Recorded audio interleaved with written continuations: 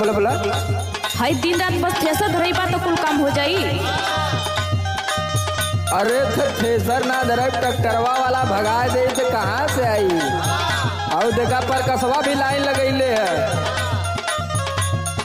रात भर सैया हमर बढ़े टेम्परेचर। हाँ हमारे चिंता बहुत हो जाला।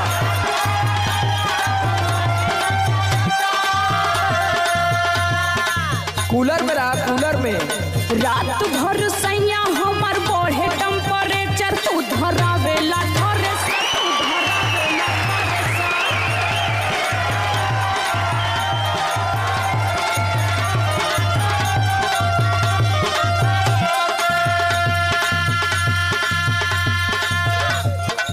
अरे 4 दिन का लहार बाहर है, कमा लेवे दे कुछ नहीं तो भाई नवमी का मेला आ जाई तो लगू प्याज मत मुंह बनावे।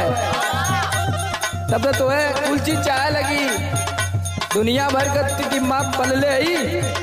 सुन सुनावा कैसे छनी पूरी रोज रोटियां बेलाई।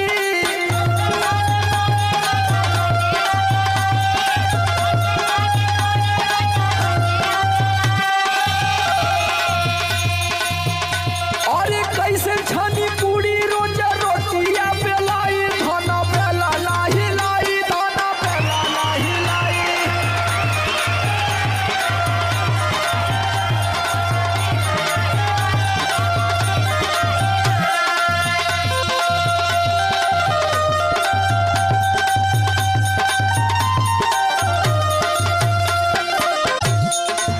ए जी सुनो तनी। हाँ बोल बोल बोल। हम धूप में बहरा ना जाए। तब तोरे बदे वहाँ मचान छनवाई हम।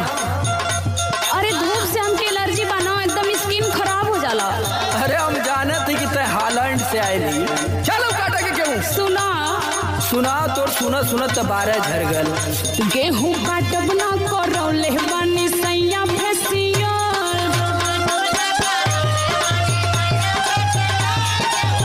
तो काहे न कहूँगा ब्यूटी पार्लर खोल लेती है।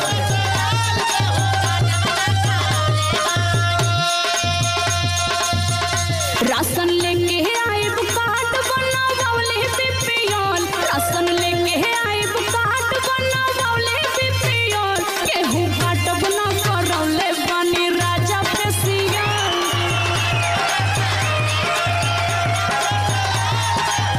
यही से ना दिक्कत बा। अब मजबूरी समझते नहीं बड़ा। तू केहर फेशियल करैले ही लगत तोखे मुस्कानवा ब्यूटी पार्लर वाली फसैले है। वह लूटत है। अरे वो दिखेला थोड़ो ना निखार आवेला न बस।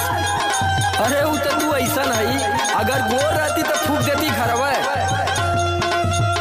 गाँव का एक भी आदमी कह दे कि तोरे चेहरा पे फेशियल का असर है।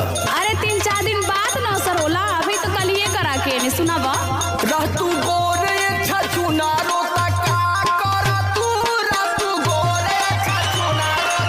अभी है कहबा।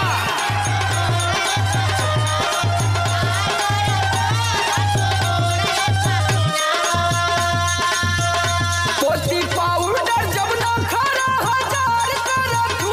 पोती पाउडर जब ना खरा 1000 कर तू। रात गोरे छछुनारो टका कर तू।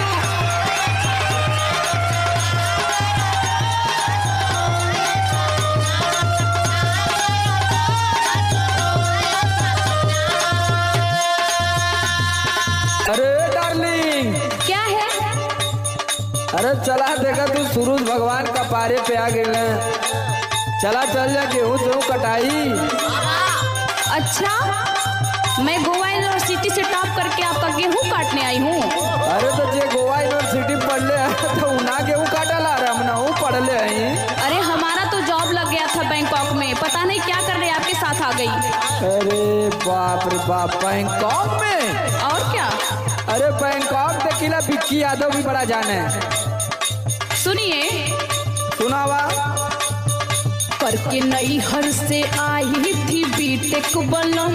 करके नई हर से आई थी बीटेक बलम। मर गई मैं गेहूं काट के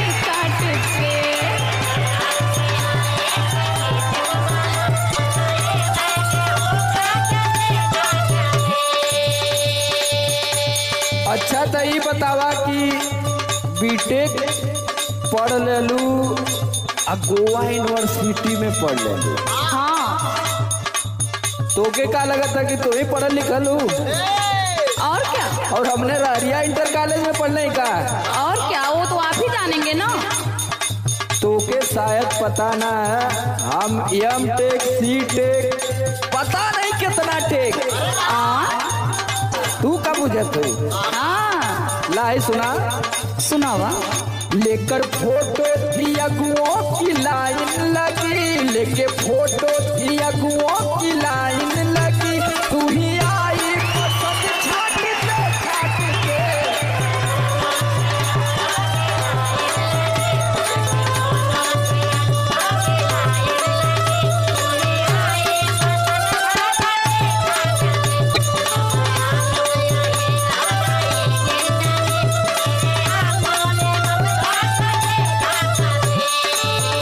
करके नई हर से आई थी बीटेक बनम, पर गई